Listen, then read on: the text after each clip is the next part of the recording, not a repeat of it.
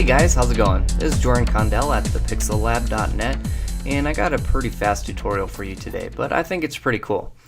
If you take a look at this logo, you can see it's pretty shiny and glossy, like the bevels have a lot of reflection, and Cinema4D does this kind of thing really well. But sometimes I want to add some grunge and texture to stuff, and it takes a little bit more work. So I got a little technique here that I use almost every day. Really cool stuff. So if you take a look at this texture, this material that's on the white, it's a really basic material. I do have a Fresnel shader in here in the reflection just to give it that nice gloss. To add grunge, I've tried just loading it in the alpha channel. I got a stock grunge image loaded in here, and it just does some really weird stuff that I didn't really expect.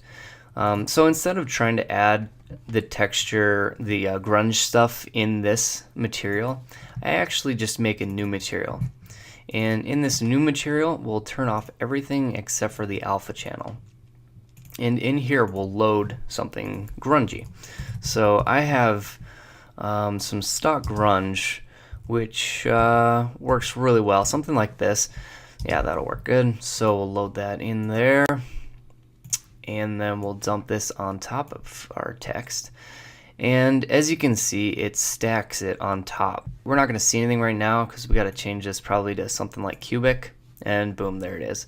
So what it's doing is it's taking the alpha channel of this texture and then it's showing what is underneath it. So if we render that, you can see that easily. We have texture, grunge. It looks really cool.